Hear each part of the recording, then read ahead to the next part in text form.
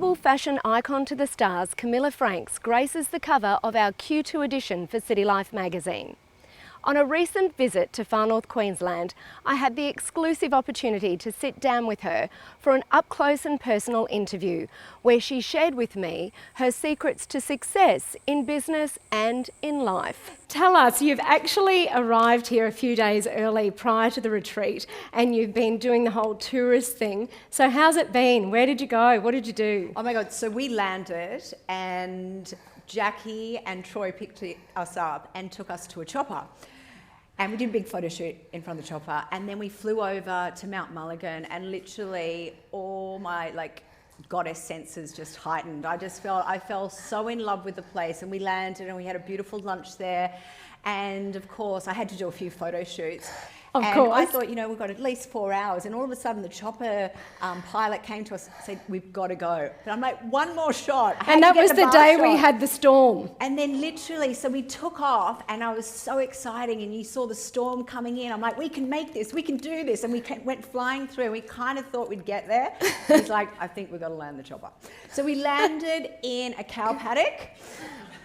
Literally in a cow paddock, and stood around for 30-40 minutes absorbing everything that Mother Nature had to offer there, and spoke to the cows, and the pilot was mortified, but it brought us so much joy, and we're going to embellish this story as the years go on.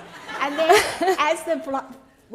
he goes, look, I'm going to have to get us near a road because we're literally in the middle of nowhere. So we took off again, and he had to fly really low because the clouds were coming in, and it was quite hairy but exciting.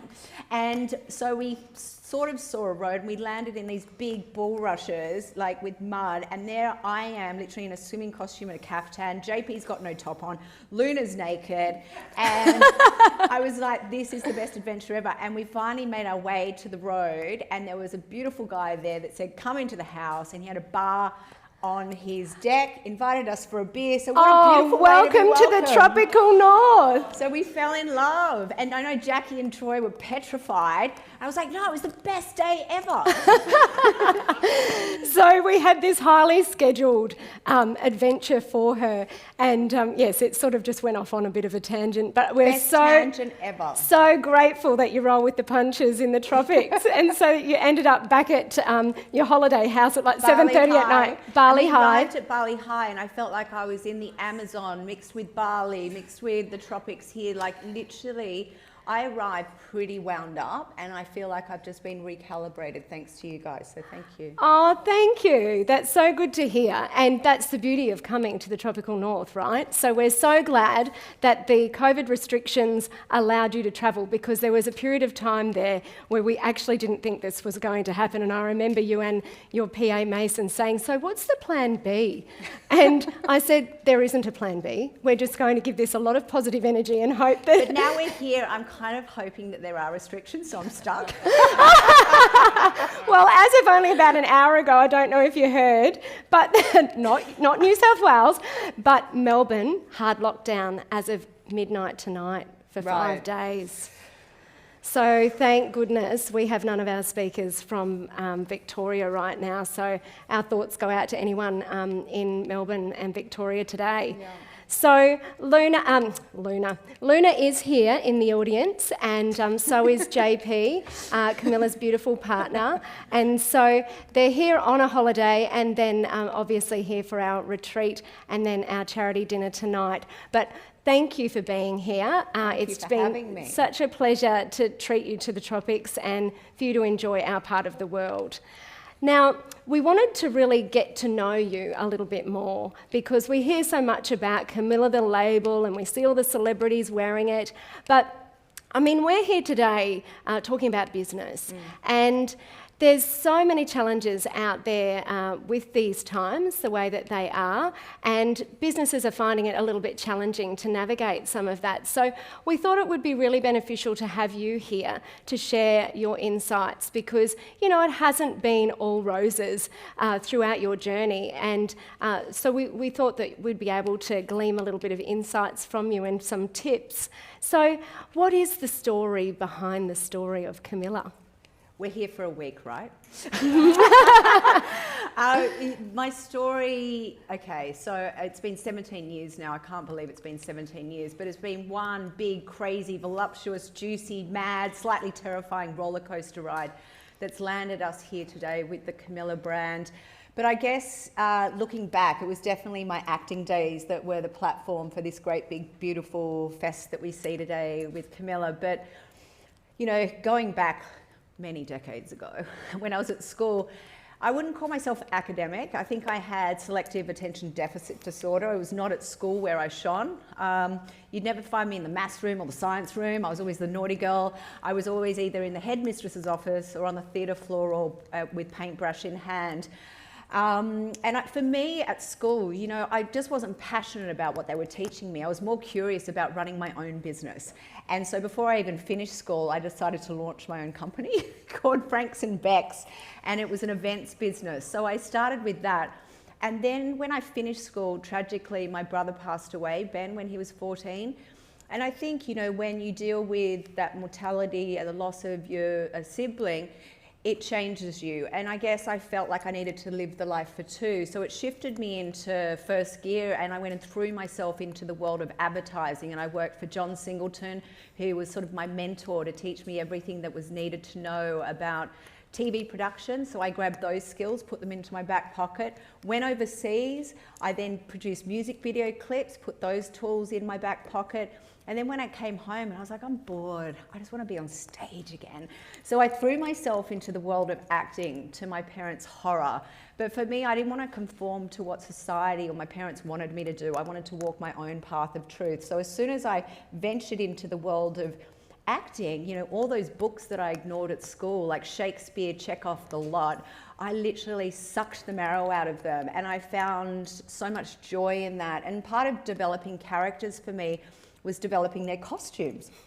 So I used to experiment with all these fabrics, can't sew to save my life, but there's, you know, people would rock up to see my theatre performances and pay no attention to the acting, and a label was born. And to be honest, I wasn't the best actress, and getting an Academy Award wasn't going to happen anytime soon. And I was so broke, and so for me, I used to sell my rehearsal gear or my costumes to women in the eastern suburbs that were in the fashion industry. I had no idea who they were. And so this word of mouth started happening. And I thought, oh, this is interesting. And so I thought, oh, stuff it, I might as well launch at Fashion Week. And I had a real screw it, let's do it attitude back then. So I did it my way, and I threw this massive big opera, and I had women of all different shapes, ages and sizes, and I accidentally left my friend in a 20-foot pot for too long. Anyway, there was lots of stories around that. But I think back then, because I was so naive and I threw myself into a world I knew zero about, and I think ignorance is bliss. Rewind back then, if you'd told me what was involved to launch a brand, I probably would have run a mile. But, you know, I'm so happy I did. But like literally, I think because I didn't know anything about it, I went in blind. I broke industry standards that I didn't know it existed. And within that, the sort of brand was born. And David Jones came to see the collection. And oh my God, I look back and I'm like, oh my God, that was the worst collection ever. But they came to see the collection. Is there a worse Camilla collection? I mean, seriously. But I literally had no idea how to sell. I didn't know what line books were, margins were, RRPs were. I had a mannequin missing half her finger. She was called Shirley. And to David Jones' credit, they saw potential in what I was doing and placed their first order. And fast forward 17 years, we're one of their biggest brands. And after that, I was like, okay, well, I've ticked the wholesale thing off. I might as well open a store. Never done that before. So I opened the Bondi Beach House. And I think for me, that was the playground for me to learn everything I needed to know about the fashion industry. And it was like a bohemian mecca for me. And it was, that was sort of the real launch of the brand. Wow, it's been such a journey, I know, for you, and it's just so inspiring to hear that, you know, you did start from rags to riches. It is really one of those stories when you say you were so broke, you know, you'd started basically from scratch and built this brand up to where it is today. It's JP still can't believe it. He's got his own career being a rock star. We all live vicariously through you and your success at the moment. But over the years, you've achieved some really major milestones, and to date, you've got 23 boutiques and you've got over 322 stockists around the world. But your success hasn't happened overnight. And I guess it's the struggles that you've faced that really, I guess, interest me. Can you share with our audience some of those real trying times that you've faced in business? I mean, I think when you launch a brand, you know, it's 24/7. You know, I didn't stop, and it did affect my body at times. But I think, I don't know, like after I opened the store, I decided that I also wanted to go global. You know, the benchmark kept on getting higher and higher. And so for me, I remember schlepping my collections around the world on my own, like 3 suitcases deep, season after season, rejection after rejection. And I kept on going back every year to all these majors, and like the crazy girl from Australia's back again. And I just refused to take no for an answer. And I did have a screw it, let's do it attitude. And I believed in my baby with my full heart, and I just refused to take no for an answer. And, you know, fast forward 17 years now, we're with all of those. But at that time, that was really scary and really lonely and really terrifying, and very much fear-based, you know. I wish I could go back to that girl at Bondi and tell her everything was going to be okay, but back then you just didn't know. But I love that Brené Brown saying that courage is not without fear, but the willingness just to show up no matter how you feel inside, it changes you and makes you that little bit stronger and braver each time. And that's sort of what happened over time. And so Port Douglas, quite ironic to be back here. I remember a few of the shops in town saying they remember you all those years ago with those suitcases. It was hard. Like, I remember, you know, just having to unpack it, steam it. I mean, in Paris, there's no lifts. So I've actually got 2 torn shoulders from traveling the suitcases around. And if you know what, like, traveling with a 300-piece collection is like, it's really challenging. And, you know, then I worked out a way, if I stayed at hotels that had spas and steam rooms, I could sneak the whole collection into the steam room and hang it up there. Now that's called resourcefulness. So I learnt to do that every time I travelled to a hotel. Oh, that's amazing. Now, you've said before that there's not one specific Camilla woman.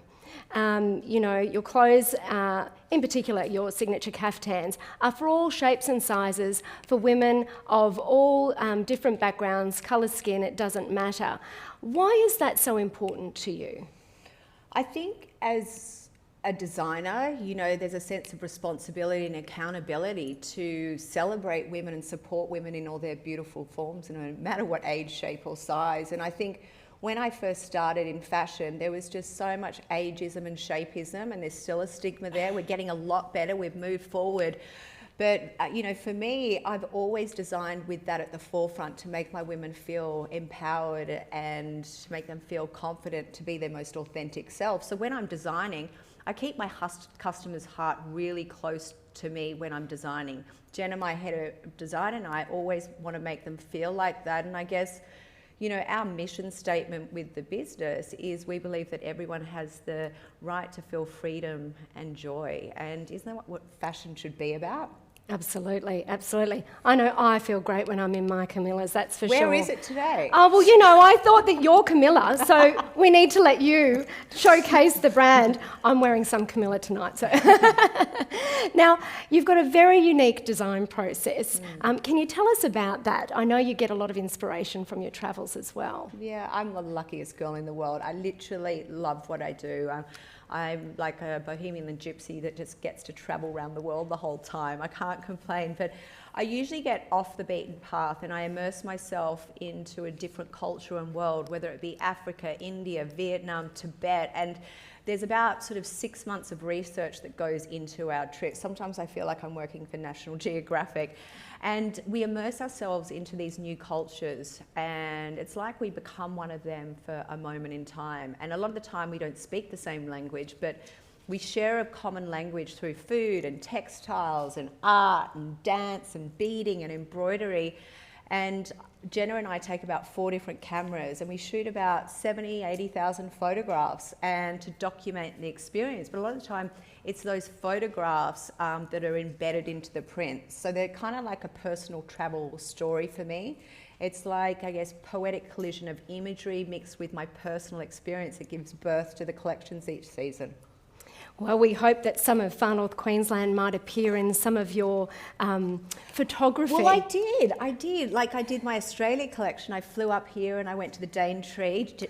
Jackie was wearing all the bugs over her when she picked me up from the airport. So I came up here and I was so inspired by what Australia has to offer.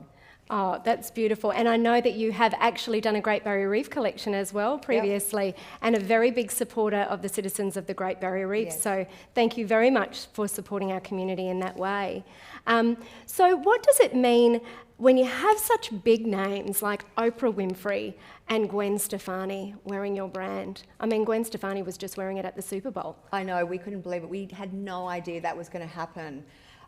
Look, I think it still surprises me and humbles me, and you never really get used to that, I don't think. I think it's kind of a strange thing, especially when you've never met half of these women, and I was lucky enough to work with Oprah personally, but a lot of these women I've never met before. So I think there's definitely like this excitement and joy that sort of ripples through the office.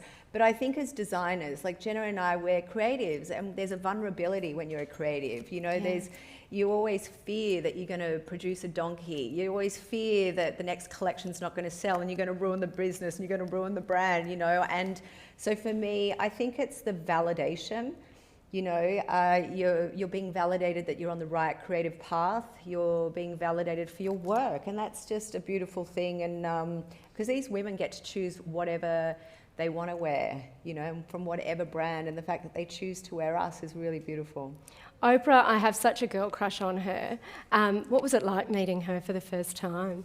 That was wild. It's like it went in slow motion. We like ran to each other because she'd been wearing my stuff for quite a while, but we'd never met. And finally she sent me an invitation to go see her in Melbourne. And we were both so excited to meet each other. It's like the whole world stopped for a moment. And I cheekily said to her afterwards, you know, if you get bored later on, you, me and tequila shots, because I know she loves tequila. Thinking nothing of it, and I went back to my friend's house and then the phone rings. So about those tequila shots, and I was like, the house was a mess. I was like, quickly, everything under the beds, everything. and she was coming round, we had no bloody tequila, and I was like, quickly, you go out and get the tequila. And then she arrived and we all looked fabulous, the house looked good. And then she walked in and she was just a breath of fresh air. So we did tequila shots at the house. As you do with Oprah Winfrey. She taught me how to make the ultimate margarita, and yeah, so that was kind of weird and fun. Oh, what an amazing experience. And that was with your very good friend. Megan Castro. Yeah, from Jewel Chick. Yeah. Yeah, I've watched the YouTube video of that all happening. It was just what a wonderful experience. We were literally in our pyjamas making tea when she called. And then she arrived with all the SUVs, and I was wild. Oh, what an amazing experience. Now, the loyal collective of Camilla is not just your employees and your team. I mean, the fans existed long before Camilla ever became such a trendy brand to wear. What does your tribe mean to you? I mean, it's really gained quite a cult status almost. Well, it has throughout the world.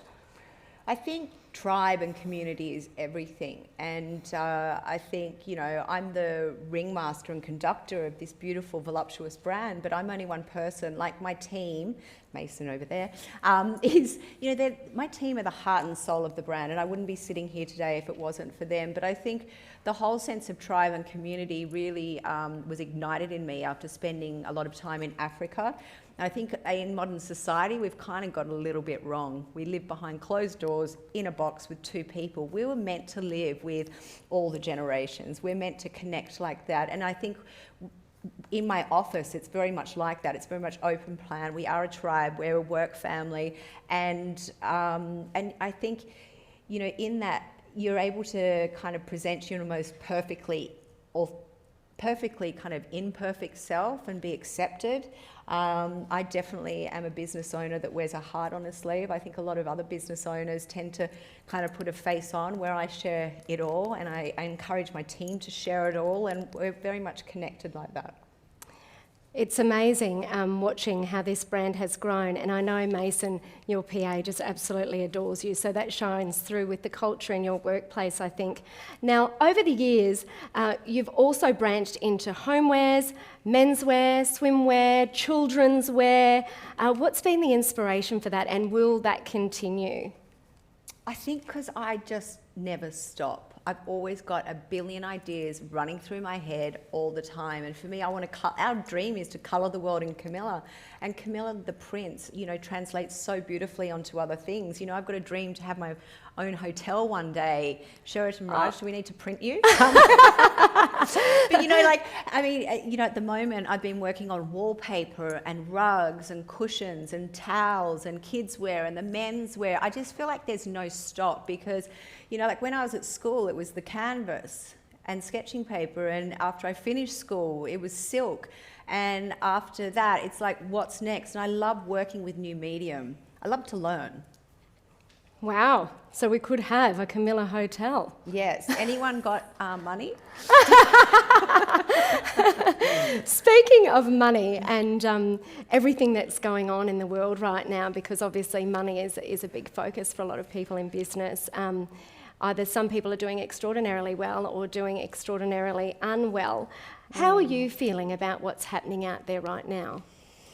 I mean, it's such a mixture of emotions, isn't it? It's just a mixture of fear and uncertainty and vulnerability, and sadness really underpins it. I think with big change, or our big darkest moments, is you feel all those things, but there's a duality in it. It's that beautiful opportunity to grow and morph into a new way of being, and sometimes those new way of beings are actually sometimes better.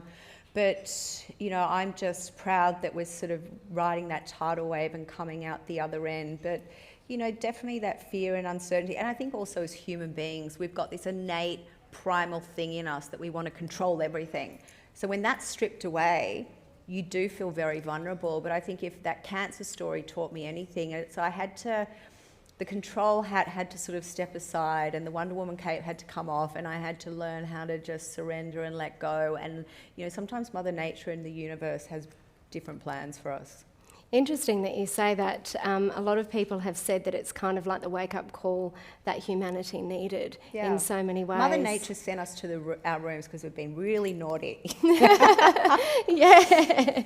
So hopefully we all ride this wave well together. But how have you in business, the COVID tidal wave that we've all received, how have you coped and ridden that wave? Because retail has been quite hard for a lot of brands. Shocking. I know Camilla is doing exceptionally well, but I'm sure it's taken its toll too on you and your team. I mean, when COVID hit, we thought we were going to lose this brand that we've built for the last 17 years, and it was really scary, and I'm responsible for not only like 250 people in Australia, I'm responsible for my team in India, and I've got a couple of thousand in my family, my work tribe in India, and some in America. So the thought of losing her due to COVID was just a non-negotiable for me. And so for me, my team and I all came together, and we just held each other's hands. We cried, we laughed, we were just like, let's just ride this together, and let's just do what needs to happen to get through it. And I'm so proud of my team. Like from a marketing, retail, finance, everyone just did their bit to save the business. The retail girls, we had 22 stores at the time we had to put into hibernation. And that's a scary thing to do. All that stock, all those beautiful retail angels that I'm responsible for. So we came up with a concept to do virtual trunk shows and private styling sessions. And all of a sudden, we opened up doors to like rural Czechoslovakia and rural Russia and rural Australia. Women that weren't able to connect with our brand or buy the brand unless they went in store were able to get the Camilla experience from the luxury of their homes with a glass of champagne. So that for me is something that we're going to continue doing. So the retail stores are open again, but we're also doing the virtual showings to all the people around the world that live in more remote communities. And so that was a big win for us. And then as designers, we just shifted into a gear. No one wants to really float around in silk all day in the house when they've got nowhere to go. So we're like, shit, we need to do something. So I had to get in all new fabrications, and we ended up doing Zen wear. And what Zen wear was is find your Zen. Is that sipping a margarita in front of the fire, or is it doing a yoga class, or is it... So we did this whole capsule of jerseys, and we did like tracksuits and active wear and jersey caftans, and that sold out within 48 hours. And yoga mats and drink bottles and phone covers. Yeah, but amazing. It was like, you know, and the wholesale market, that was the most terrifying, because you have people, the big guys like Bergdorf Goodman or Neiman Marcus, or, you know, big high flyers that are your biggest carrier of stock, all of a sudden cancel their orders or send it all back. And we're talking about millions of units. And, you know, we didn't know what to do with that. So the fact that we've been able to still sell the stock, but in different ways and avenues, and save the business is remarkable. And we also, we usually do a warehouse sale every 1 or 2 years, and that helps us with cash flow. And if we don't have that, where it tends to make the business a bit vulnerable, and we had to cancel our warehouse sale. And my CEO, I thought she was absolutely mad at the time. She's like, we're going to do this online. I was like, we're what? And anyway, so we had 8,000 units, and we shopped them, coded them, priced them, barcoded them, and we went, let's hope this works. You know, technology and me are not friends. I still don't know how to use a computer. And anyway, so we went live, and I remember all of us sitting around the table, and we have a big screen at the office to see where our sales are coming from. And we launched this warehouse sale, and we knew every 50 to 100,000 was going to save another role, because we made a commitment not to make one person redundant during COVID. It was a big call to make at the beginning of the time, and I'm proud to say we haven't to date. So, oh, congratulations. Yeah, it's well a big done. one. And so as we launched it, you could just see it ticking over, and there was tears rolling down everyone's eyes, because we knew that we'd saved the business for another 6 months. And we ended up doubling the sales that we would in a normal warehouse sale. Isn't that amazing? Well, I know that when you launched those sales, I was straight on there, you know, as I know a lot of you in the audience were. So that's an amazing level of pivoting, and quite extraordinary, really. So how do you keep the morale up with your staff when that's happening? They're pretty unique human beings. Like, they're all pretty positive pennies. There's not too many negative Nancys in there. So it's not too hard. But, you know, in my tribe, as I said, I'm the ringleader, but they are the heart and soul of the brand. And so for me, it's really important to celebrate them, you know, because without them, I don't have a brand. So we have crazy things in the office weekly, like dance classes. We have meditation classes. We have lunch and learns.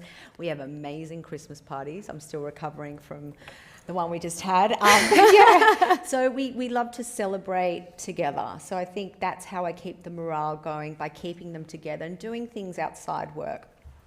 And being that work family, like you say. Yeah, that's amazing.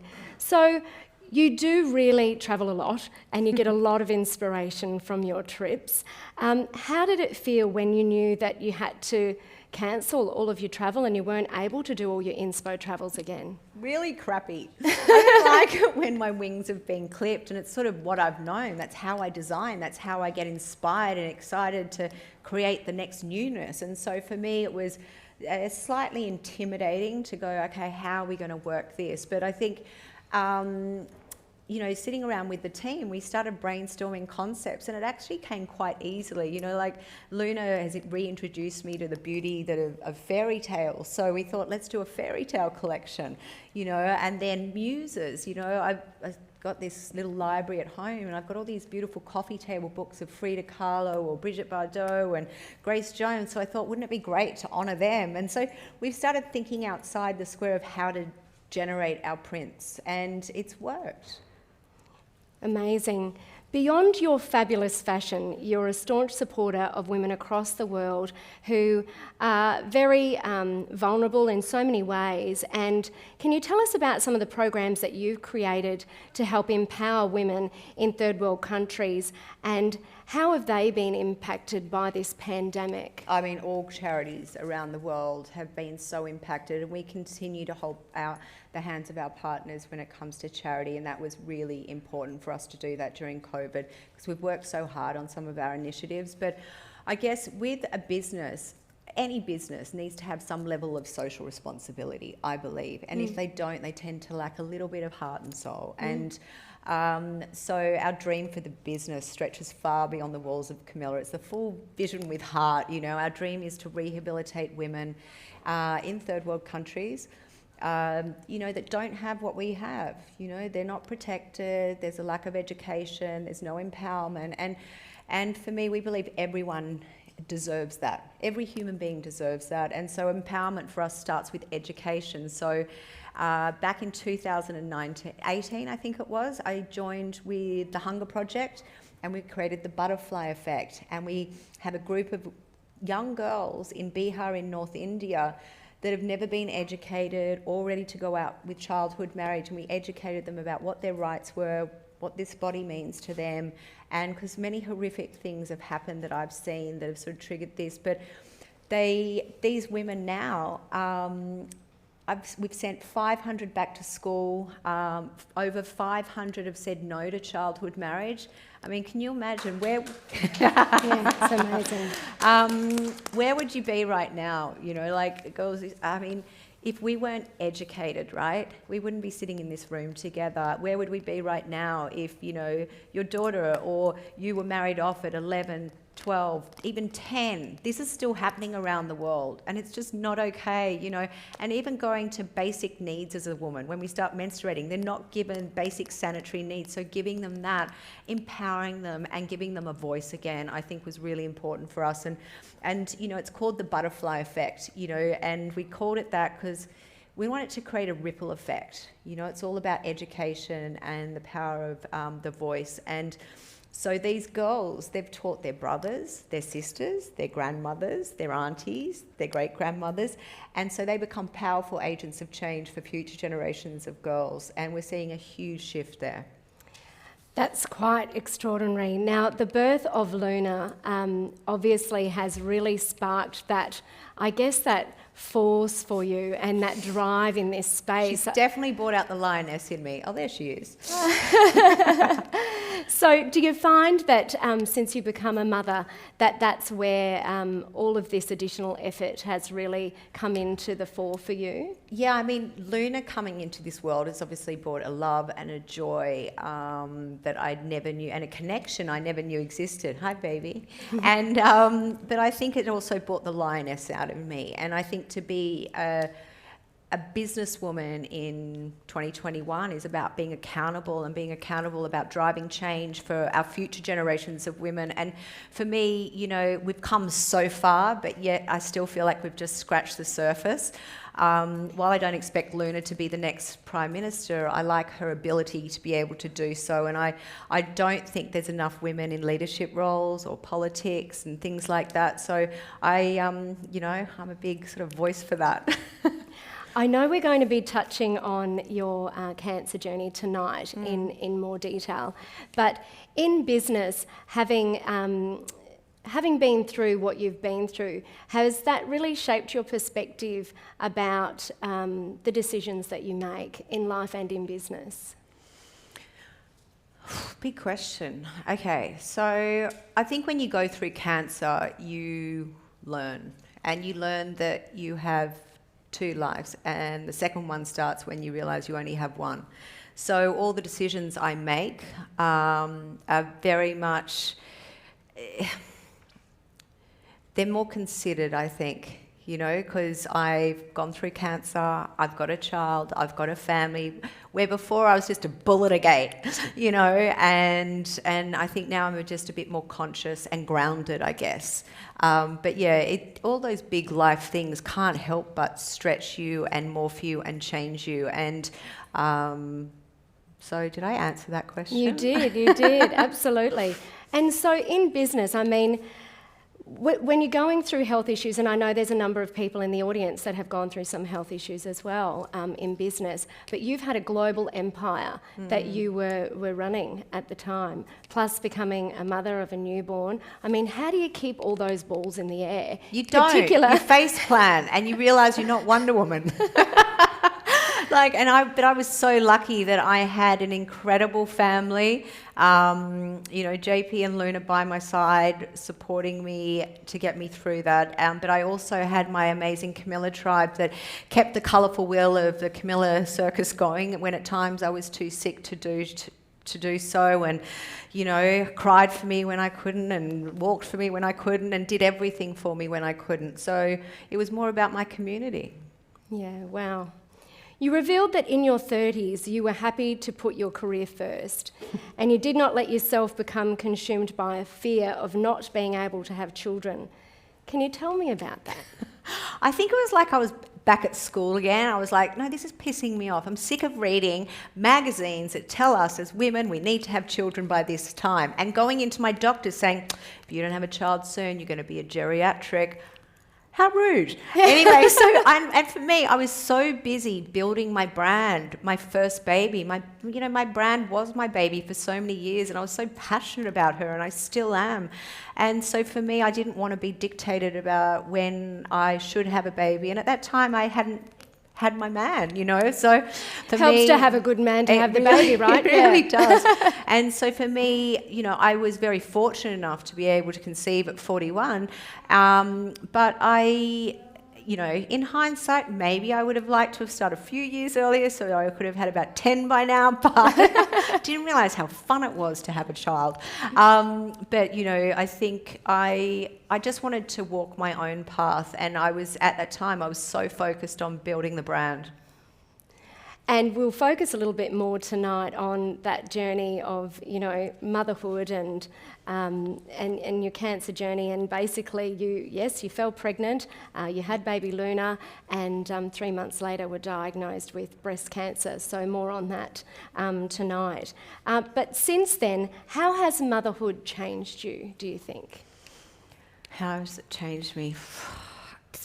I'm very rarely lost for words, but I'm lost for words now. Like, she's just brought a love and a joy to me that I didn't actually know existed, and I think she's made me very much present. I think I was always in my head and searching for the next thing, and she's just brought me back to the nowness, and I think that's really helped with my creativity. And she's, I don't know, there's just a joy every day. A complete joy and excitement. And I don't work as hard. Like, I think I used to work 7 days a week. Now I'm working 4 days a week. And I can't wait to race home to her, to be with her, where before I'd start at 6 a.m. working and I probably wouldn't finish till 12 or 1 a.m. Gone are those days. There's balance in my life now, because I think for so many years I didn't run a very balanced life. I worked hard and I played hard, but there was not much time for rest, and my body completely crumbled from that. I ended up very ill, and I had to take a bit of a sabbatical from work for a while, and my face dropped. I was just a bag of nerves. And I think I was running from the pain of losing my brother, but I hadn't really acknowledged that. And so for me, grieving that and giving myself time to grieve and feel, then I was able to sort of put new routines and behaviours into place. So now I meditate, I do yoga, I don't work as hard, I've got more balance because I've got a family now. So, yeah. Wow, that's beautiful. So what does it mean for you to be a woman in 2021? I think being a woman in 2021 is pretty bloody amazing. And I think, our grandmothers and our ancestors have carved out this amazing path for us. So we're able to work in business. I mean, I was watching that show the other day. Have you guys watched it, Bridgerton? So good. But no way would I like to be one of those women. Like literally their sole purpose is how they could please a suitor or what they can do to be attractive. They never actually got to use their minds to the level that they were able to use them. So I think it's about celebrating that, honouring that, and making sure future generations have an even stronger path. Now, one last question. I guess in business, the people in the room right now are just in awe of your success and all that you've managed to achieve through the brand, through the time that you've been in business, but in particular in COVID times in retail. If you were to give them any bit of advice or a few tips in business right now, what would they be? I think my favourite slogan, actually I'm stealing it from Nike, just do it. Like, just do it. Like, I think if someone had said to me years ago, I think when I first started, everyone's like, do you have a business plan? Do you have a budget? Do you have this? God, no. Like, just go for it and put one foot in front of the other and learn on the job. You don't need to know everything. I didn't study fashion design and I learnt the hard way. You know, I made every single mistake, but that only gives you a few more edges in your career. So I think just the Nike slogan, just do it and enjoy it. Find the joy in the terror. If that's possible. Very good advice. Well, it's been an absolute pleasure sitting up here. Thank you. Thank you for spending so much time with us. Give a round of applause to the wonderful Camilla. Thank you. Thank you. Thank you. Thanks for listening to me. Hope I didn't bore you. Oh, gosh, no. Now, we have photo wall outside. Yeah. Camilla is happy to do photos at the end, but I know some of you are probably really itching for a little bit of Q&A. Yes. Is that okay? Absolutely. Okay, we've got a catch box. This is our new microphone at the Sheraton. How cool's that? Yeah. So, Sean, did you have a question? Yes, I do, Danae. And welcome to Cairns and Port Douglas, Camilla. Sensational to have you up here. And congratulations on a sensational business journey to get to where you are now. I'm an accountant, so I'm a structured person, I guess you would say. And you're in a very creative industry, which tends to be unstructured, yet you're still running a business, right? So you still have logistics, finances and structure there. I'm wondering how you reconcile those two, because I've seen clients and friends of mine. I didn't. Yeah. It was run like a circus. And then because I was also hiring, I don't know if you've ever done mind mapping. So, you know, I'm very much red and yellow brain. I'm visionary, I'm creative, I'm all of those things. And I was also hiring that because they're the people I naturally gravitate to. And then the left brain, the blue and the green brain, all the analytical, the finances, all of a sudden I brought them into my world, and that's what gave me the structure.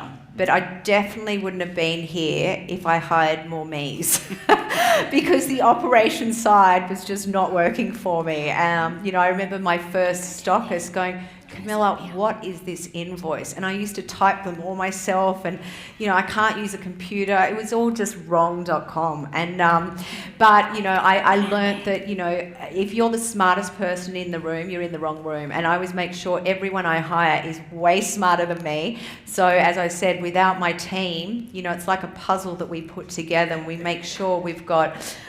Are you upstaging me, Luna? Oh, totally upstaging you.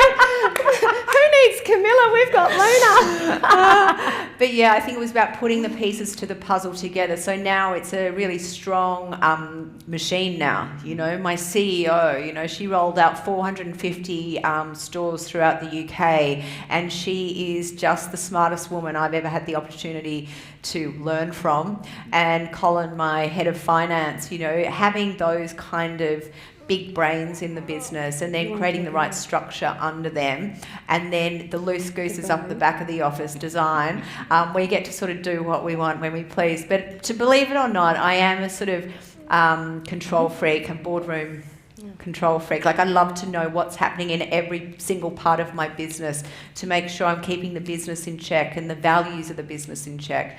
But I definitely like to hand those legal and finance and operation batons over as much as I can. Luna's just wanting a new hairdo here. It's all good, people. Oh my Keep God, going, I haven't Mummy. brushed it. This is so embarrassing. No, this is... This is called Luna's new hairdo for the tropics. She says, can you undo the hair tie and the bow? I said, no problem, darling. Hi, Camilla. That was wonderful, insightful, and thanks for accepting one of our cars for your family trip here. Oh, cute. The key thing I want to say is a couple of things, not so much question. Number one, you must take Luna to enjoy the beautiful things that my daughter, 7-year-old, loves. The tree house at Esplanade, as well as the Muddies for the little one to play. Those are the highlights for young girls. I remember my daughter Alana was pretty much like Luna's age. We went the other way around. We were educated, brought up as accountant, very struck people. My husband and I, we met through Deloitte, and we went out of way and got a crazy idea about a car dealership. And we thought we knew it because we were trained to give people advices at age 21 how to run their business from Deloitte, which that's the reason why we took the plunge to do it, to run a business, because we just didn't think we know what we're talking about. So coming to the other side and holding my daughter this age, I think Luna's age, we had no idea how to survive. And so when you said, particularly last year, now it's 4 years down, we built our clientele, we'll feel a bit more, not blind, leading blind anymore, but some days it's still like that. We used to tell clients, writing business plans, and today we don't have a business plan. Literally, it's one food after another. Yeah. Just survive. Just treat people right. Be the best version of yourself today than yesterday. That's what we do. So what I want to say, the key point is, thank you for such a beautiful, fabulous female representative and coming to Cairns. We really hope you enjoy Cairns. Maybe, just maybe, since you love so much, like us, we moved from Sydney 4 years ago, maybe you could have a headquarters in Cairns. Well, I've heard Bali High's on sale right now. Is it? Yeah. Awesome. And well, Kyle well, Sandilands just moved here too, didn't he? Yeah. So, does anybody else have any questions? Thank you for that question, Connie. So Connie is actually the owner of Audi and Peugeot Cairns. By the way, JP's in love with the car. It's for sale. Love. We can transport to Sydney, can't we, Connie? High's for sale. We are so in love. Camilla, I have a quick question. Yes. When are you going to come out with a young boys collection? Well, yes, I know why you're asking. You're going to be so excited. So I actually, about 5 years ago, I did boys, and then my buying team said you can no longer do boys. We do not have any more room in our stores to fit all your ideas. So I was told no more, and then I fought for it back. So it's come back again. So it's part of the England collection. Fantastic, thank you. Does anybody else? Yes. Bianca, can you catch? That's been proven before. What about a tradies line? Tradies line? Come on. Well, that's a Alright, crane unique high. one. Okay, talk to me about it. Give me some... I run a crane high company and, it's high vis, but can we dress it up? That, do you know what? I'd even put that on the runway. That could be super cool. Glow in the dark. And collaborate with Totally Workwear. Absolutely. Yeah, I'd be totally up to Absolutely. that. I've I got can some- see the shoot now. I've got some really unattractive lads that we could dress up. We're all about celebrating men and women, no matter what age, shape, or size. Yeah. Yep. Keep Love it in to. mind. Keep I it in know. mind. If you want to do it, I'll explore it. Yeah, I'm keen. Is he my model? As long as he's my model. Chris is going to be the model. Look out. That's great. But she does have a menswear collection. In case the men out there didn't know, there is a menswear collection, and it's beautiful. Any more questions? Don't be shy. I'm just loving that Luna just feels so comfortable on the stage. She's my kind of girl. She's asking me to sit on the floor before, and I said, I don't think that's really appropriate. You can stay down there. Firstly, today's been very inspiring, so thank you so much for everything that you've explained to us. I had no idea of your background, only your clothing. So as a businesswoman of 25 years and have gone through a lot of stuff myself, I loved hearing your story. What do you do? I bring in international students. Bring international students in? Yeah, not at the moment, obviously. Yeah. So my question to you, though, is it was interesting, a lot of us here have creativity and inspiration in the beginning, but starting a business in fashion in 2021 with only creativity and inspiration, do you think it's a viable opportunity? Because these days everything is so difficult in the fashion industry. But I think that it's actually easier, and I tell you why, because of social media. You don't need a stockist. You don't need to be schlepping your collections around the world. You don't need any of that. You could actually do it just from your home, and it doesn't have to be a big collection. And I think also consumers right now are being a bit more mindful about what they're consuming, and I think especially during COVID, like big landfill, the Zaras and the Top Shops and everything in the world, people are really being more conscious with their decisions with buying. They're wanting to buy things that last for a lifetime. So I would suggest go for it. Design things that last for a lifetime, that are good quality and that are unique. Uniqueness is what sells, and then you just have a great social platform to sell it from. Cool, thank you. Yes. You want to see Danny? Camilla, I just want to say you're so inspiring. It's absolutely amazing. So if you thought about, looked back, what would you give advice to your younger Camilla? So looking back years ago, would you sort of say to her, would you ever have imagined you are where you are? And what advice would you... No, I never thought I'd be a designer. If you told me like 20 years you're going to be at one of Australia's biggest brands, I would have thought you're batshit crazy. So do you ever sit in the quiet of your own mind and think, how the hell did this happen? Yes, every day. So I want to know what is that driving force what is your unstoppable force? Because you have that within you, and yet so many people don't have that. What do you attribute that to? Because it must have been before your tragic experience. Yeah. Were you like that before? No. No?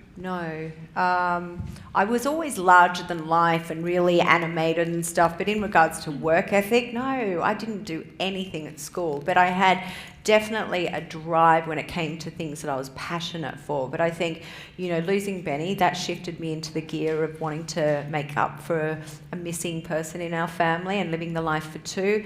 I think I had a huge fear of failure. I was brought up with a father that was pretty full on, and so for me that failing was not acceptable.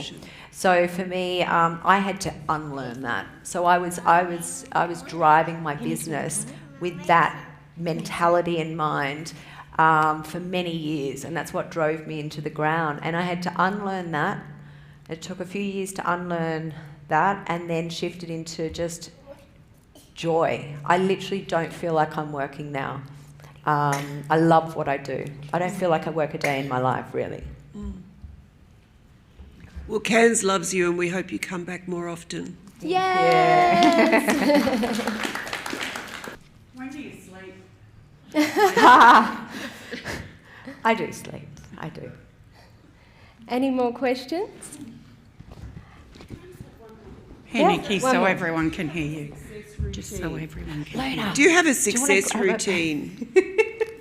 Oh, she's all right. Fine. Oh, it's okay. Okay, sorry. Such as a routine like getting up in the morning, you do like a ritual, you Yeah. do yoga, you So- do this, you do that, your mindset. So for me, I know how to really epically fail with, the crystal on top. When I don't look after myself, I'm so good at that. But for me to be really good at what I do and be really present and focused and switched on and alert, it's a practice and a behaviour that I do all the time. And it's basically... Her father's trying to sneak her off the stage and she doesn't want to leave. Okay, we'll She's just made for the stage. So basically, oh my God. Sorry. Oh, Daddy. So the routine for me is waking up in the morning and at least having a good 15 minutes with her, just cuddling, and that just sort of grounds me for the day. And then I get out of bed, and I'm really into my meditation practice, and so I'll train for 45 minutes. And that's either boxing or yoga or sand work or whatever it is. Not that you can tell right now, because I love eating. And Oh, she's gorgeous. and then I'll do my meditation practice, and I'm pretty consistent with that. And when I'm not consistent with that, the wheels tend to fall off. And the other person I have back in Sydney, I've got this amazing healer. Who's actually a chiropractor, but he's a healer as well, and I see him once or twice a week, and he completely aligns me, because my world is fast, it is big, it is colourful, and, it's sometimes hard to keep up and sustain it. And so it's really important for me to have a group of therapists to look after the racehorse at time, because she's getting old. No, darling, there's nothing, no old word is used for you. You look amazing. This is a once-in-a-lifetime opportunity. Question, Sally? We'll be here all night, Miller. We've got a dinner to do, Jackie. Thank you so much for coming to Cairns. It's been lovely listening to you. As a woman who is a leader, I and most other women, thank you, suffer imposter syndrome from time to time. Do you ever suffer imposter syndrome? Like people copying me? Is that what you mean by imposter syndrome? No, where you think that you're not worthy of the role that you're in. Oh, every day. Every day. How do you cope with that? I think it's not me coping with it. I think I've just surrounded myself with people that encourage me and inspire me and make me feel validated. I'm not sure if I ever will come to that place where I feel I'm good enough to have succeeded what I've succeeded with. I recently did Celebrity Apprentice, and Which, by the way, is coming up on your TV screens in the next couple of months. Don't judge me. But I definitely, that for me was really confronting, because I just felt like I was failing in everything.